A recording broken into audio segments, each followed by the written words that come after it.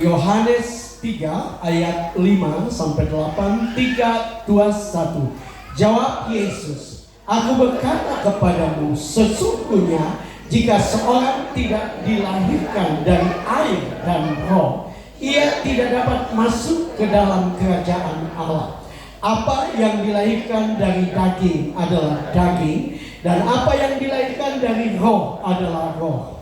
Janganlah engkau heran, karena aku berkata kepadamu, kamu harus dilahirkan kembali. Angin bertiup kemana ia mau, dan engkau mendengar bunyinya, tetapi engkau tidak tahu dari mana ia datang atau kemana ia pergi. Demikianlah halnya dengan tiap-tiap orang yang lahir dari roh." Amin.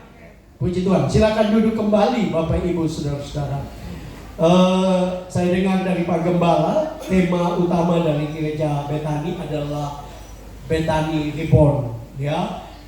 Bethany yang dilahirkan kembali seperti dulu, ya. Tadi Pak Gembala sempat bercerita. Dan memang Bapak Ibu Saudara-saudara, saya ingat 30-an tahun yang lalu saya masih kuliah di Malang dan saya pelayanan di Tuban, ya. Tuban itu cukup jauh, ya, dari Malang ke Tuban. Saudara, satu kali saya ada di bis dan kebetulan duduk di sebelah seorang muda, saudara-saudara. Dan kemudian dia tanya saya, "Bapak kerja di mana?" Kemudian saya cerita saya pendeta, ya. Saya kuliah pendeta dan saya mau jadi pendeta. Dan dia bilang kepada saya, "Pak, saya Muslim, ya. Tetapi saya jujur buat Bapak, saya pernah masuk gereja Bethany yang besar di Surabaya. Dan saya senang sekali di sana." Ya, waktu masuk, saya waktu dengar itu saudara, saya kaget, ya. Kenapa? Karena dia masih Muslim. Tapi gereja Bethany pada tahun-tahun itu, ya, itu gereja Bethany itu paling booming di Indonesia mungkin, ya. Luar biasa, ada banyak pertobatan. Dan saya juga memang setelah berapa belasan tahun kalau nggak salah, atau puluhan tahun, saya pernah ibadah juga di gereja Bethany Nginden. Wow, besarnya luar biasa. Nah, saya percaya ini kerinduan daripada gereja Bethany untuk seperti dulu lagi. Amin.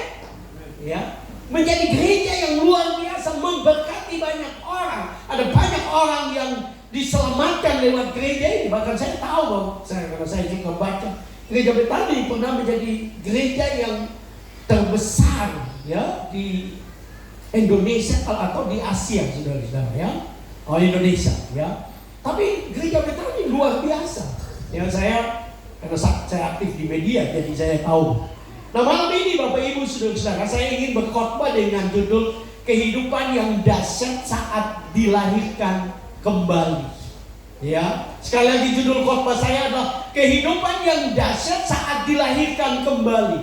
Kalau kita baca dari ayat-ayat sebelum, kita tahu kisahnya. Nikodemus adalah seorang pemimpin agama. Dan Bapak Ibu Saudara-saudara, luar biasa, dia melihat Yesus. Ya, Yesus menjadi viral pada waktu itu.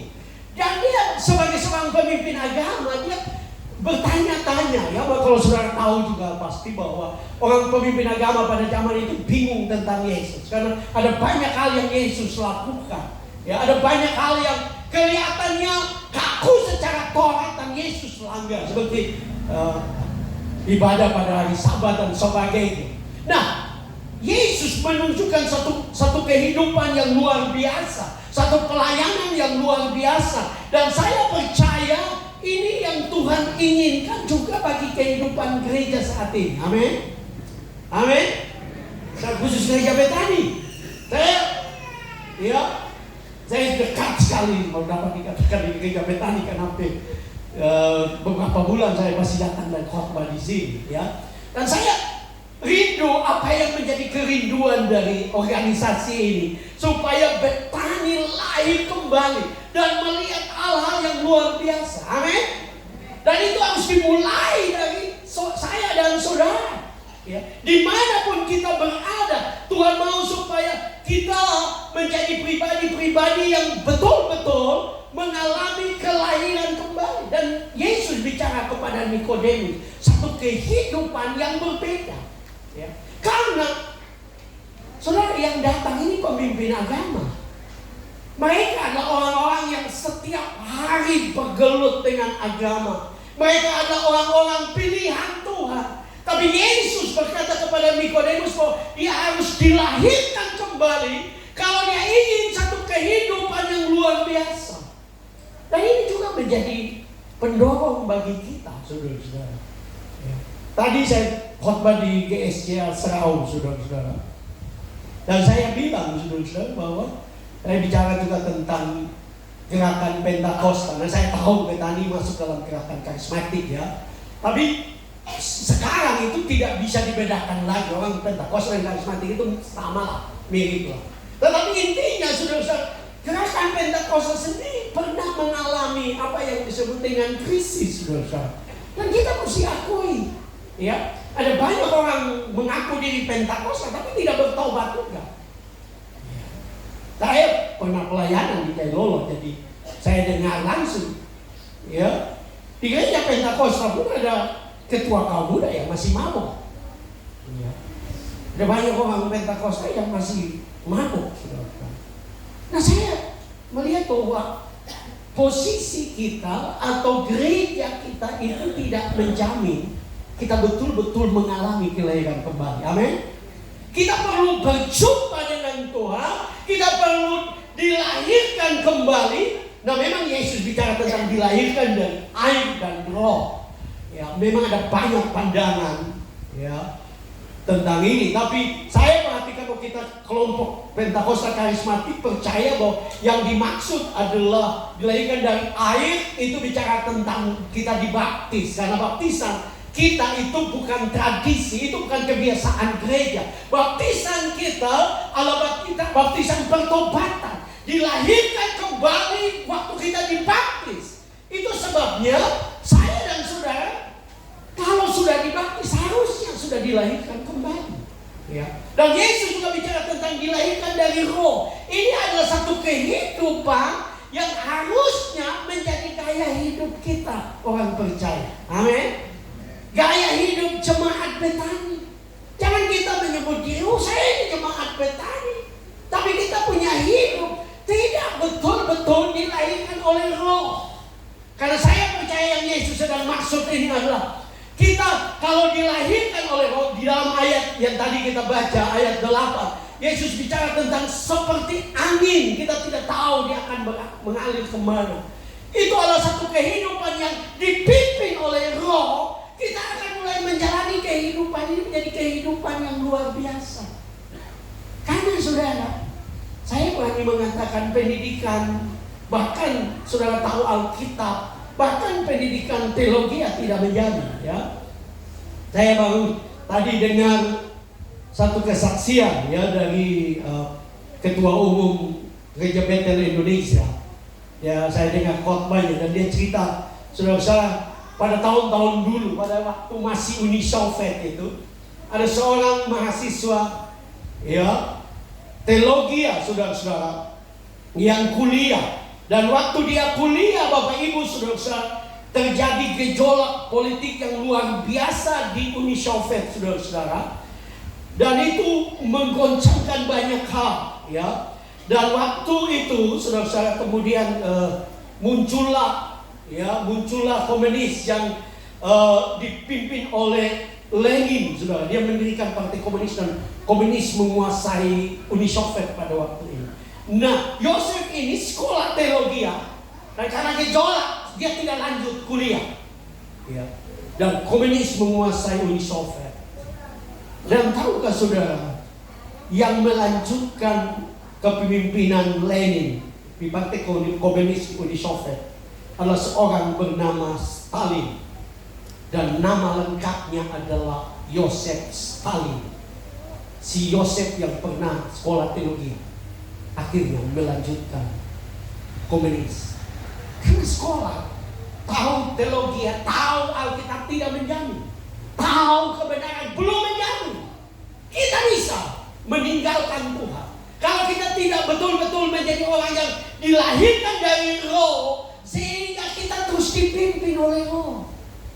Kita bisa menyebut, sekali lagi kita menyebut kita gereja Pentakosta, gereja Betani dan sebagainya. Tapi kalau kita tidak dilahirkan kembali, saya dan saudara akan mengalami atau menjalani kehidupan ini tidak mempermuliakan Tuhan. Saya berharap jemaat Betani yang betul-betul menyebut diri Betani sudah bertobat. Tidak ada lagi yang mabuk, tidak ada lagi yang merokok. Karena kita tahu itu standar pertobatan. Ya, kita harus betul-betul bertobat, saudara. Kehidupan kita menjadi kehidupan yang luar biasa. Nah, Bapak Ibu, saudara, ada dua hal yang kita akan belajar. Kehidupan yang dahsyat saat dilahirkan kembali. Karena yang dilahirkan dari daging adalah daging. Jelas Yesus bilang dalam ayat 6. Apa yang dilahirkan dari daging adalah daging, dan apa yang dilahirkan dari roh adalah roh.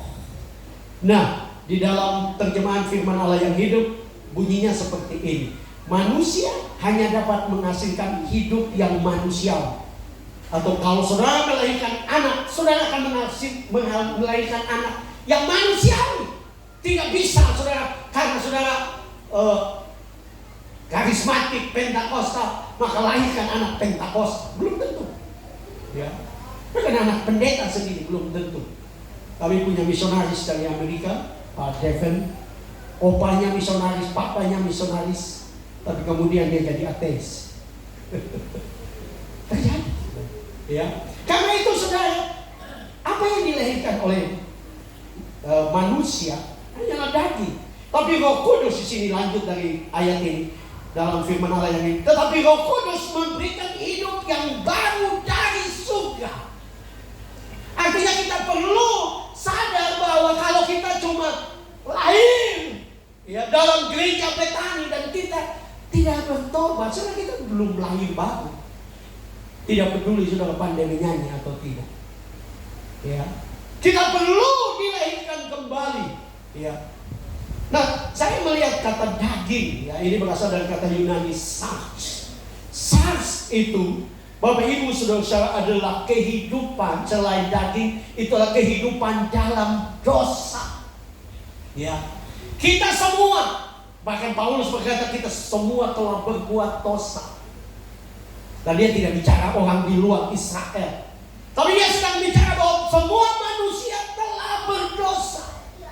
Dan tanpa Tuhan, tanpa kelahiran kembali, tanpa dilahirkan dari Roh, kita akan cenderung, bahkan arti dari daging itu juga mempunyai arti, kata sarx itu cenderung berdosa dan menentang Tuhan. Ya. Kalau kita tidak dilahirkan kembali, kita akan menjalani hidup ini dalam daging semata-mata. Karena itu betapa pentingnya saya dan saudara mengalami kelahiran kembali, dilahirkan dari Roh. Karena sekali lagi kalau tidak, kita akan menjadi orang yang hidup dalam daging. Ya, bahkan saya coba untuk meneliti, saudara, orang yang dilahirkan dalam daging dalam pengertian lahir, ya, saudara-saudara, tidak perlu diajar berbohong. Anak-anak tidak perlu diajar berbohong.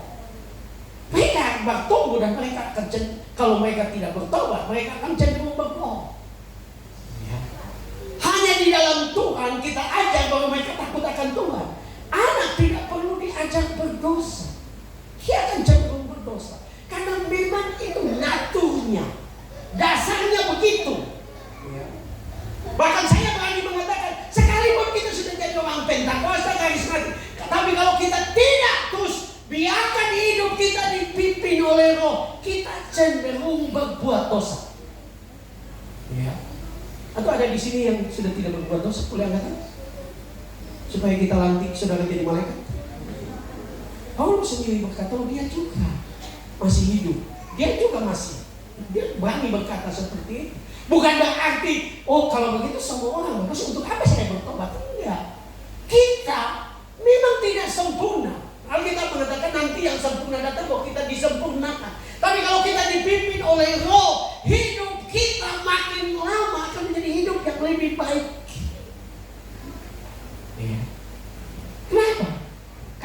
tanpa Roh Kudus.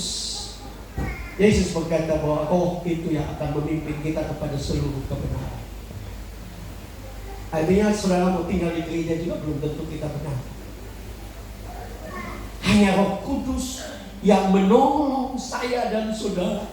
Ya, bahkan Paulus di dalam Roma 7 ayat 19 dia berkata, dia judul dari perikop adalah perjuangan hukum Taurat dan dosa. Dia berkata begini, sebab bukan apa yang aku kehendaki, yaitu yang baik yang aku perbuat, melainkan apa yang tidak aku kehendaki, yaitu yang jahat yang aku perbuat. Bahkan dia dalam kalimat ayat-ayatnya dia berkata, aku manusia celaka, siapakah yang dapat menolong aku? Dan di bagian terakhirnya dia berkata, syukurlah kepada Yesus Kristus yang sudah mati bagiku. Jadi saya dan saudara ini tanpa Tuhan, kalau saudara mau hebat, mau sukses, kita akan cenderung berbuat dosa. Hanya Roh Kudus yang menolong kita, menjaga kita, melindungi kita, menjauhkan kita daripada semua kecenderungan dosa. Ya, hanya Roh Kudus. Ya. Tadi juga saya dengar khotbah dari Debbie Basir, dan dia cerita saudara, seorang kaya raya di Jakarta, ya, tidak bertobat sebenarnya, tapi ceritanya itu luar biasa. Dia kaya raya dan seorang bapak kaya raya, istrinya sudah meninggal dan mendadak dia sakit parah sekali. Dan karena dia kaya raya langsung diterbangkan ke Singapura. Dia masuk di ruang ICU yang satu malam, kamarnya satu malam 300 juta. Dan setelah nginap 3 malam dia meninggal dunia. Mayatnya dibawa pulang ke Jakarta. Waktu mayatnya, ya, di Jakarta, saudara-saudara, anaknya sedang menjaga ayahnya. Mendadak ada seorang ibu muda datang dengan anak kecil. Dan ibu muda ini, dia tanya, kamu siapa? Dan ibu muda ini berkata, saya adalah istri dan papa kamu. Saya tinggal di kota ini. Saya dengar papa kamu meninggal dan saya datang karena saya adalah istri. Beberapa jam kemudian datang lagi satu. Ya. Beberapa jam kemudian datang lagi satu. Dan beberapa jam kemudian datang lagi satu. Dan katanya kalau orang kaya tidak bertobat perlu banyak simpanan, termasuk simpan istri. Karena ini kaget karena setelah beberapa jam lewat ada 6 wanita yang datang dan mengaku bahwa mereka adalah istrinya. Dan anak ini Debbie Basir bilang, dia berkata, Tuhan puji Tuhan karena anaknya ternyata sudah bertobat. Untung papa mati. Kalau papa tidak mati mungkin 12 yang akan datang. Enak. Manusia, ya. Memang dalam ajaran agama lain dianjurkan untuk menikah janda-janda, ya. Tapi bukan janda muda, janda tua menurut agama itu. Ya. Karena kalau bukan janda tua, nikah janda muda itu bukan tujuannya mulia, itu nafsu itu. Tapi kembali, manusia, saya dan saudara, kita harus sadar bahwa kalau kita tidak dilahirkan betul-betul, ya. Karena saya berani berkata bahwa faktanya ada orang yang dulu bertobat juga tidak bertobat. Saya sudah lihat itu. Karena itu kita perlu terus dilahirkan kembali. Bahkan kita terus membiarkan hidup kita dipimpin oleh Roh Kudus, sehingga saya dan saudara terus hidup dalam kebenaran. Mungkin kalau berpikir Pak Pendeta kita mesti jadi aneh-aneh. Enggak. Dan dimaksud dengan dipimpin oleh Roh Kudus, kita betul-betul punya persekutuan dengan Tuhan, keintiman dengan Tuhan, sehingga kita menjadi pribadi yang cenderung mau berbuat baik, mau melakukan yang terbaik, mau hidup untuk jadi berkat. Ya, karena itu yang Tuhan inginkan bagi saya dan saudara. Tuhan mau untuk kehidupan kita menjadi berkat. Ya. Saya dengar juga satu cerita, katanya di Surabaya, saudara. Ada seorang kaya yang berjumpa dengan Tuhan dan dia bertobat. Dan kemudian dia bangun rumah makan khusus orang miskin. Orang miskin boleh makan di situ, bayar seadanya, ditaruh kotak. Kalau mau kasih silakan, kalau enggak Jadi orang miskin boleh makan di situ. Dan waktu diwawancarai, dia bilang begini, saya tahu Tuhan sudah memberkati saya, dan hidup saya harus jadi berkat. Ya, saya kaget karena dalam kisah itu pendeta itu bilang begini, waktu ditanya, kenapa kamu tidak menyimpan hartamu? Dia bilang, saya mau jujur bahwa kalau saya makan sendiri ini harta saya, tadi orang kaya, itu akan jadi penyakit. Ya, kalau saya tinggalkan buat anak-anak, ya, mereka bisa berkelahi. Ya. Nah, saya Amsal mengajak kita bahwa orang baik, orang benar juga meninggalkan warisan bagi anak-anak. Tidak ada yang salah. Tetapi saudara, hidup ini tujuannya supaya Tuhan mau kita jadi berkat. Amin. Ya, kita betul-betul menjadi kesaksian bagi banyak orang. Bahkan kalau nggak salah salah satu orang terkaya di dunia, dia tidak mau mewariskan kekayaannya kepada anak. Bukan karena dia benci anak. Dia berkata begini, saya yakin anak saya punya berkat dari Tuhan. Saya hanya melakukan apa yang saya bisa tolong dia, tapi saya tidak mau wariskan kekayaan saya buat dia. Saya dengar itu luar biasa juga. Orang salah satu orang terkaya, ya. Tapi intinya, kalau saudara tidak hidup di dalam roh, kita menjadi orang-orang yang egois, hidup di dalam dosa, dan kita tidak menikmati hidup ini. Banyak orang Kristen tidak bahagia karena mereka tanpa sadar mereka masih hidup dalam daging, bukan dalam roh. Sekali lagi, saya tidak mengatakan saudara harus aneh, tidak. Saya sedang bicara tentang satu kehidupan yang dibangun di atas kedekatan, keintiman dengan Tuhan, sehingga kehidupan kita menjadi berkat. Karena salah satu kunci untuk hidup jadi berkat adalah menjadi orang yang baik, melakukan yang terbaik bagi orang lain, menjadi berkat. Yang kedua, Bapak Ibu Saudara, kehidupan yang dahsyat saat dilahirkan kembali, karena yang dilahirkan dari roh akan masuk dalam kerajaan Allah.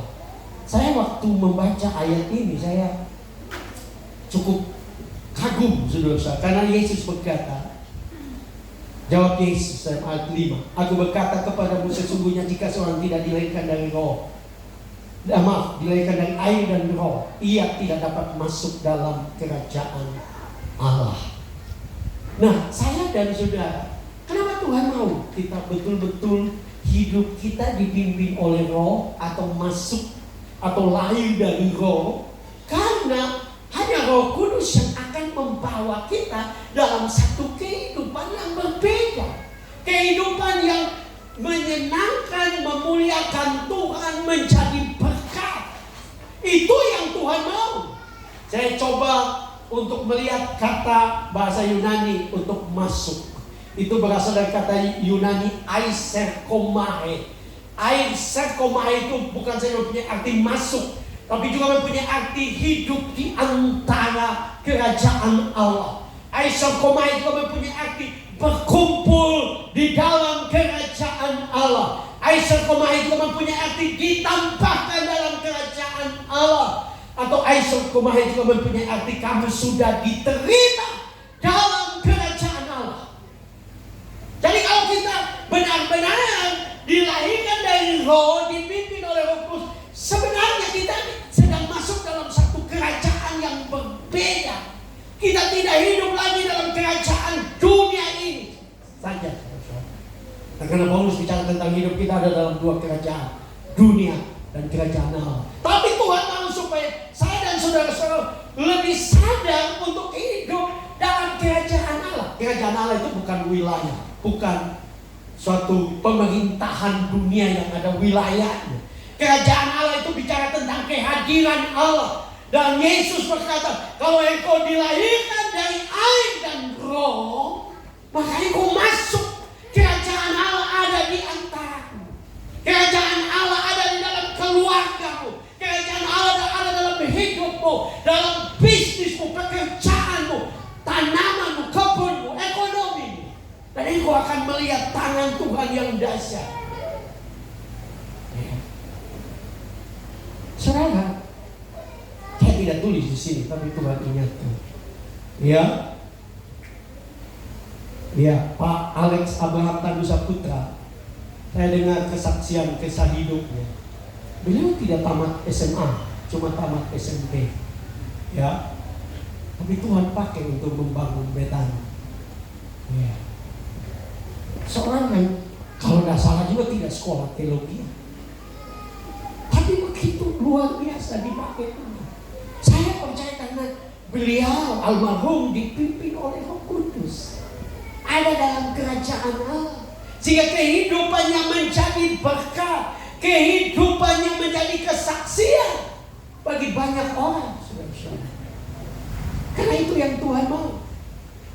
Ya, GBI Keluarga Allah, Pak Sahabat. Itu juga hanya tamat SMP, tapi di Solo itu gereja GBI terbesar. Ya, saya pernah ibadah juga di situ dan saya duduk di belakang di balkon yang agak jauh, tapi hadirat Tuhan begitu luar biasa di gereja itu. Kenapa?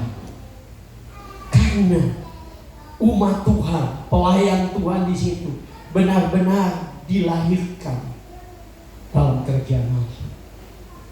Saudara, hidup yang kita jalani sekarang makin sulit, saudara-saudara. Ya, dunia yang kita hidup sekarang makin sulit. Saudara-saudara, di ibu juga makin sulit. Tadi malam habis doa kemudian kita cerita, ya, ini ongkos Jailolo, ibu Jailolo sekarang mau naik jadi 150. Jadi kalau saudara PP Jailolo ibu jadi 300. Ya, lebih baik saudara naik kapal langsung pergi ke Manado saja, karena Manado cuma 350. Hidup makin sulit. Saya percaya kalau kita bicara tentang dilahirkan dari roh, itu bukan saja bicara tentang pelayanan di gereja atau dipimpin roh, tapi seluruh kehidupan kita. Disinilah kita perlu sadar bahwa kita perlu Tuhan. Amin. Kita perlu Tuhan tolong kita. Mungkin saya sudah pernah bilang, tapi saya sudah mau 60 tahun saudara, jalan 59. Tapi saya makin sadar bahwa saya tidak mampu jalani hidup ini dengan kekuatan sendiri. Saya perlu Tuhan. Dan saya ambil banyak komitmen, bukan saja untuk doa, lebih banyak. Ya, lebih banyak doa. Saya bukan orang yang fanatik, kalau sudah tahu saya orang santai, saya suka guyon, saya santai orangnya. Tapi belakangan ini Tuhan makin sadarkan saya untuk cari Tuhan. Ya, karena saya aktif di media, saya di Pro juga. Jadi seringkali bangun sudah berpikir konten apa yang mau dipost. Tapi beberapa waktu ini Tuhan sadarkan saya, bangun tidur jangan sibuk dengan HP. Ya. Jadi saya sekarang bangun tidur, saya kalau tidak ada sesuatu yang mungkin orang akan hubungi, saya tidak buka HP, saya taruh HP. Dan kemudian saya putar YouTube dan saya mulai menyembah Tuhan 1 jam. Karena seringkali kalau saudara mulai bangun pagi dan mulai dengan HP, saudara akan mulai baca informasi ini, berita ini, ya. Karena ada banyak orang juga stresnya ditumpahkan di media, ya. Status stres. Saudara baca juga stres, ya. Stres dengan pemerintah, stres dengan nilai dolar, ya. Baca stres. Lebih baik cari Tuhan. Amin. Tidak lama lagi Tuhan datang kembali. Cari Tuhan. Ya. Kalau kita mengatakan kita tidak bawa apa-apa ke surga, cari Tuhan. Ya. Sekali lagi saya bukan orang fanatik. Kalau sudah kenal baik saya lebih banyak guyon daripada terlalu serius. Sampai istri saya sekali, jangan terlalu banyak guyon. Karena istri saya agak sedikit bertakut. Tapi saya sadar bahwa kita perlu Tuhan. Kita perlu Tuhan. Tuhan menolong kita sehingga kehidupan kita menjadi luar biasa. Ya. Dewi Basir juga bilang, seringkali orang dia bilang, tukang ojek seringkali bilang, wah ibu pendeta hidup kamu pahit. Ya. bebas, dia bilang, sekali-sekali kamu yang hidupmu pahit minum vodka, ya. Kalau kamu minum vodka, setahu saya itu minuman dari Uni Soviet, ya, vodka. Amerika atau Uni Soviet. Dia bilang begini, kalau kamu ingin tahu, ya, harus minum vodka seperti orang kaya. Karena orang kaya bukan saja waktu minum vodka ya pahit, tapi dia puyeng. Pusing. Ya. Nah saudara, hidup yang kita jalani ini tidak gampang. Tapi hanya di dalam Tuhan kok kita bisa nikmati hidup ini. Tidak peduli apa profesi, tidak peduli apa keadaan. Saya berani mengatakan hanya dalam Tuhan kita mampu. Hanya Roh Kudus yang dapat menolong kita menjalani hidup ini, menjalankan rumah tangga, ekonomi, pekerjaan, bisnis, keuangan, masa depan orang-orang muda. Kita perlu Tuhan, cari Tuhan, cari Tuhan. Ya, saya juga beberapa waktu lalu dengar khotbah dari Philip Mentova. Saya kagum, ya, kenapa dia dipakai Tuhan begitu? Karena dia kesaksian waktu dia bertobat 18 tahun. Berdoanya tiap hari itu 5 jam. Saya bilang, minta ampun, 5 jam. Kita baru berdoa setengah jam saja, pikir 3 hari. Ya. Tapi saya mau bilang kepada saudara, hanya Tuhan yang bisa menolong. Dan saya akan mengakhiri khotbah ini dengan satu kesaksian tentang seorang wanita bernama Judith Halley. Ayahnya meninggal dan dia tinggal dengan mamanya, dan hidupnya seperti pahit karena kecewa dengan semua keadaan. Kemudian dia pindah ke Jakarta dengan mamanya, tapi masih tetap susah. Singkat cerita, ada seorang kaya dari Medan, ya, ketemu dia dan ajak dia nikah. Dia pikir daripada susah terus, dia kawin aja. Tidak terlalu kenal baik calonnya, tapi dia daripada hidup miskin terus, dia kawin aja. Dan singkat cerita dia kawin, kemudian dia hamil. Dan waktu dia mau melahirkan, suaminya bilang, kamu berangkat aja ke Singapura. Untuk suaminya orang kaya, ya. Dan di Singapura dia melahirkan anak. Dan waktu anaknya lahir, dokter berkata kepada dia, maaf, tapi anakmu jantungnya bocor dan kami tidak bisa melakukan apapun. Dia hubungi suaminya di Medan, dan suaminya bilang begini, coba nggak bertobat. Suaminya bilang begini, saya tidak mau menikah wanita yang melahirkan anak. Saya tidak mau menikah dengan wanita yang melahirkan anak yang jantungnya bocor. Jadi saya tidak mau lagi menikah dengan kamu. Dia berangkat ke Medan, tinggalkan anaknya di Singapura, dan sampai di Medan dia kaget karena sudah ada wanita lain di rumah. Dia kembali ke Singapura dan dia tidak tahu mau bikin apa. Dia coba untuk cari kerja, tapi karena dia tidak bisa bahasa Inggris dan Mandarin, tidak ada banyak pekerjaan yang bisa terima dia. Hanya dia diterima di satu perusahaan sebagai satpam, wanita sebagai satpam. Tapi dia jalani, saudara. Dia jalani, dan kemudian saudara, dia jalani hidup ini. Satu waktu dia begitu pahit dan dia ingin bunuh diri, dan dia tinggal di satu apartemen yang berapa puluh lantai. Dia naik ke lantai 21 dan dia ingin bunuh diri bersama anaknya. Tapi waktu dia sampai di lantai 21, dia berjumpa dengan Yesus. Dia jatuh tersungkur, menangis dan menyerahkan hidupnya kepada Tuhan. Singkat cerita, dia tetap kerja menjadi satpam, anaknya dijaga oleh mamanya. Dan karena ketekunannya, perusahaan yang memberikan dia pelatihan, dan kemudian dia bisa bahasa Mandarin, bahasa Inggris. Kemudian terus Tuhan angkat sampai dia menjadi pimpinan dari perusahaan. Ya. Kemudian dia menikah dengan seorang hamba Tuhan. Dan setelah 10 tahun anaknya mendadak jantungnya kambuh. Dan dia bawa ke rumah sakit, Dokter berkata, kami tidak bisa berbuat apa-apa. Dia mulai berdoa. Dia berdoa kepada Tuhan, berdoa kepada Tuhan, berdoa. Begitu kuat dia berdoa, dia cari Tuhan, betul-betul mengandalkan Tuhan. Dan saudara, apa yang terjadi? Satu hari dia lihat anaknya kelihatan sehat. Dia bawa ke dokter. Dan dia kaget. Karena dokter berkata, jantungnya tidak bocor. Dan heran, dokter bilang, heran. Waktu dokter periksa jantungnya, itu bukan jantung yang lama yang diperbaiki. Betul-betul Tuhan ganti jantung baru.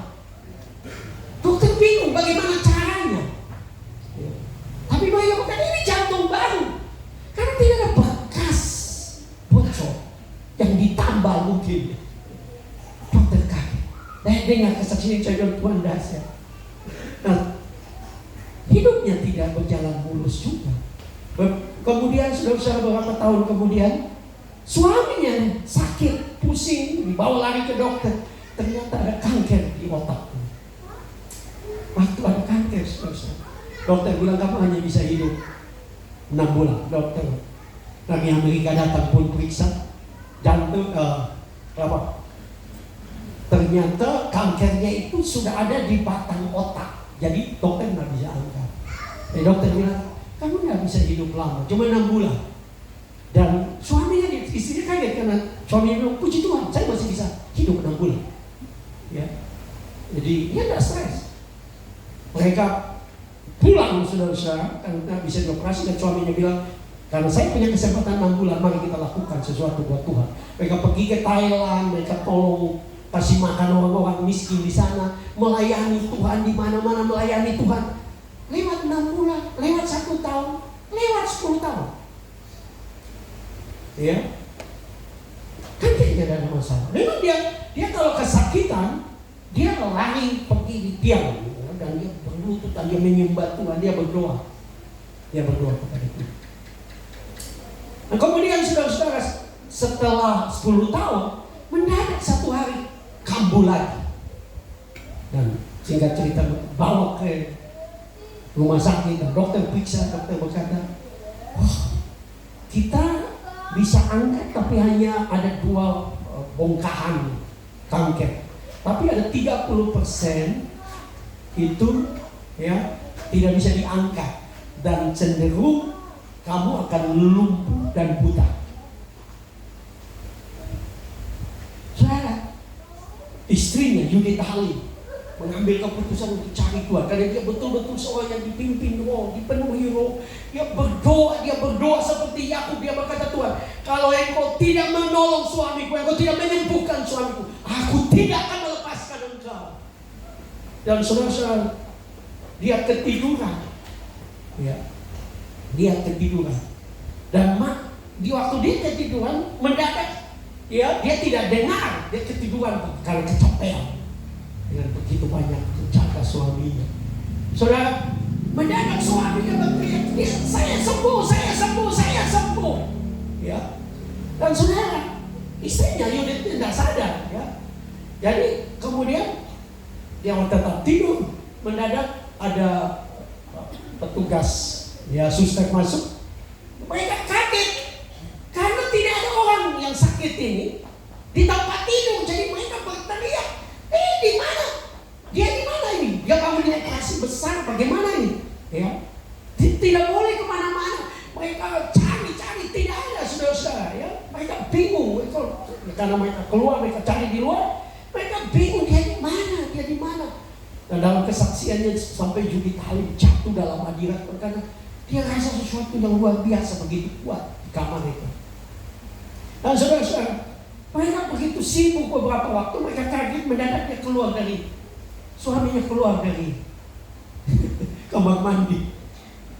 Dan dia berkata, Tuhan Yesus sudah sembuhkan saya tadi malam. Tuhan Yesus datang dan angkat semua kanker saya. Mereka kaget karena memang nggak mungkin orang belah kepala bisa bangun. Ya, hari berikut itu kan nggak mungkin, mesti 1 bulan itu baru boleh bangun. Karena Tuhan hadir, maka mujizat pasti terjadi. Seringkali kita tidak melihat sesuatu yang luar biasa dalam hidup kita bukan karena kita tidak hidup dalam kerajaan Allah. Kita tidak hidup dipimpin oleh Roh. Kita tidak membiarkan kehidupan kita benar-benar dipimpin oleh Roh. Tuhan kita adalah Tuhan yang dahsyat. Mari kita jalani akhir zaman ini dengan sungguh-sungguh hidup bagi Tuhan, hidup dipimpin oleh Roh. Ya, gereja Betani 27 tahun. Ini bukan satu usia yang muda lagi. Ya, suatu usia yang dewasa. Dan biarkan gereja ini akan jadi berkat besar bagi negeri ini, bagi Halmahera Barat. Tapi itu harus dimulai dari kehidupan umat Tuhan yang ada di dalam gereja Betani.